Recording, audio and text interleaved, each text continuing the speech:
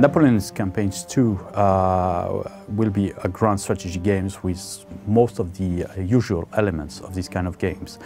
That is, first you will have a huge map of the theater of operations. This is mostly Europe, but we also added some overseas areas to give more depth in the game and possibilities of different strategies.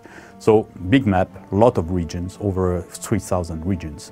Originally, the game was designed a few years ago by the studio as a set of different campaigns, each of them covering 1 year of the wars of Napoleon between 1805 and 1815.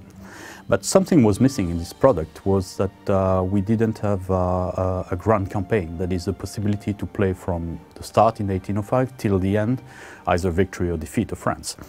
And so the purpose of Napoleon's campaign number 2 is to have the player enjoying the possibility to recreate this whole decade of warfare. Basically, we decided that we would be needed 2 kinds of resources, which is money and troops, or conscripts, recruits. And so globally, the map and the different territories you will be controlling will be giving you these kind of things.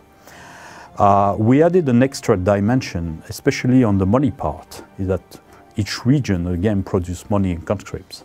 But in addition, we added ports, which produce economic resource in terms of money. And so we will represent a key element of this era, which was trade. So there will be a challenge in the game between one player trying to get a big monopoly all over Europe by force of arms or economic constraints, and the other players trying to make inroads into this fortress and cut some entries to get their economy and their strategy still, going. Because if at some point you just lose money, you just lose the opportunity to do anything. The idea we have in the design, which is kind of original, is that France can be kind of defeated, that it remains in the same borders like she starts with, but victory of the French will be victory of the Napoleonic family.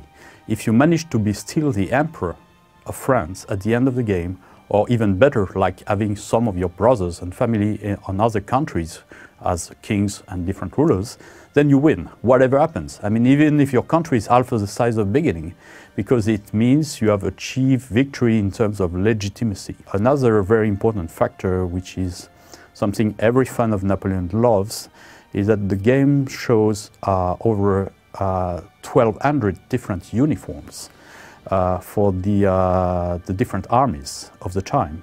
So you can see a brigade of British riflemen will be totally different from German hussars or Russian Cossacks. Each has its own uniform, and even the uniforms will change over time. What they were wearing in 1805 was different from 1815. We also have, for example, regarding leaders, and the database of leaders is almost 2,000 characters. Nearly all of them, not all exactly, because we couldn't find source for everything, but most of them have their historical portraits. So we recreated them from historical paintings that you can see in big museums like the Louvre or Hermitage in St. Petersburg. And these portraits are in the game, so when you play with one of your generals, you see his face. And a lot of them start as a very low brigade general.